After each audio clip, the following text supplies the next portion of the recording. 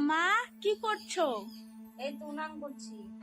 সকাল বন্ধুরা, গরিবের মা লাইফস্টাইল চ্যানেল তোমাদের আবার একবার স্বাগতম জানিয়ে আজকে একটা নতুন ব্লগ নিয়ে তোমাদের সামনে হাজির হলাম। আশা করি তোমাদের সকলের ভালো লাগবে।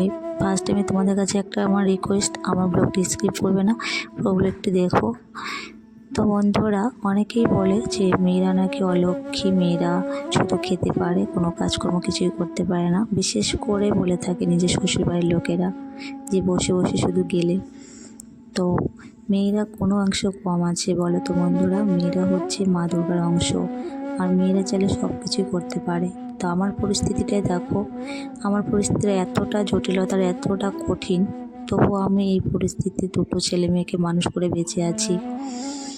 তো আমিও চাই যে আমার দুটো সন্তানকে মানুষ করে আমি ওদেরকে দেখে দেব যে কী করে আমি ওদেরকে মানুষ করেছি, বড় করেছি। ভগবানের কাছে আমার এটা একটাই প্রার্থনা যে আমার ছেলে মেয়ে দুটোকে যেন আমি মানুষের মতো মানুষ করতে পারি। আমি যেন তাদেরকে বলতে পারি যে আমার ছেলে মেয়ে দুটোকে আমি মানুষ করতে পেরেছি তাদের ছাড়া। তাদের কোনো সাহায্য নেয়নি, তাদের কোনো প্রয়োজন পড়েনি আমার। তো আমি জানোই, আমি নিজের শ্বশুরবাড়ি আমার ভিটা মাটি আছে, তো সেখানে আমার কোনো জায়গা হয়নি। তো সেই জন্য ছেলে মেয়েকে নিয়ে আমি ভাড়া থাকি, সেটা তোমাদের আগের ব্লগে বলেছি আর আজকেও বলছি। তো আমি ভাড়া থাকি, ভাড়া থেকে তো ছেলে মেয়ে দুটোকে আমি মানুষ করছি, আর আমি তো লোকের বাড়িতে কাজ করি, সেটা তোমরা সবাই জানো। তো আমার পরিস্থিতিটা তাহলে কতটা কষ্ট করার, কতটা কঠিন তোমরাই বলো বন্ধুরা। তো সময়তে থেকে থেকে মনে হয় যে ওদের কথাগুলো যখন মনে পড়ে তখন গায়ে কাঁটা দিয়ে ওঠে। মনে করি যে ওই সমস্ত কথা ভাবো না, কিন্তু একাই যখন থাকি তখন সেই সমস্ত কথাবার্তাগুলো আমাকে কুড়ে কুড়ে খায় আর মনে পড়ে যায়।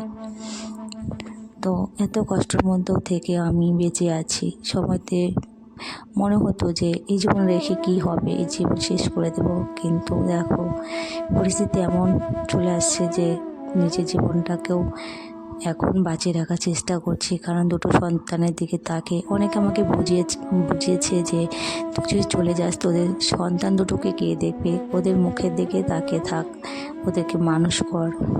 তো সেটাই আমি করছি বন্ধুরা।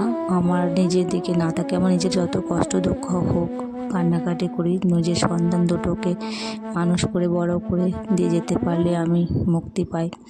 তো তোমরা প্লিজ আশীর্বাদ করো আমার সন্তান দুটো যেন ভালো থাকে, সুস্থ থাকে, ওরা যেন মানুষের মতো মানুষ হয়, আর আমার মতো যেন কষ্ট না পায়। আমি এটাই চাই ঈশ্বরের কাছে আর তোমাদের কাছেও বন্ধুরা, আমার সন্তান দুটো যেন আমার মতো এত দুঃখ কষ্ট না করে।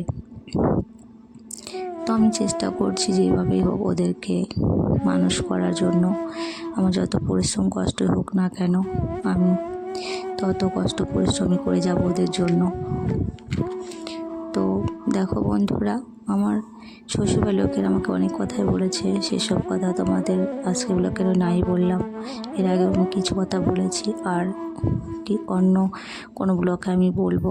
তো আমি সকালবেলা রান্না করলাম, তোমরা দেখতেই পেলে, উনানে রান্না করলাম। তো আমার গ্যাসটা শেষ হয়ে গেছে, সেই জন্য বুঝতে পারছিলাম না কিসে রান্না করব। তো যেটুতে একটা টব ছিল, তো সেই টবটার মধ্যে আমি কিছু মাটি এনে উনান করলাম, আর মাটি অনেক দূর থেকে নিয়ে এসেছি। তো রান্না করার মতো তো ব্যবস্থা করতে হবে, যেহেতু ছেলে মেয়ে আছে। তো সেই উনান রান্না করে আমি সেদিনই রান্না করলাম কাঁচা উনানে। তো রান্না টান্না করে আমি গিয়েছিলাম কাজে, আর কাজের থেকেও বাড়িতে চলে এসেছি। তোমরা তো সবাই জানো আমি কাজ করি। তো কাজের থেকে বাড়িতে চলে এসেছি, বাড়িতে এসে দেখতে পেলে তোমরা আমি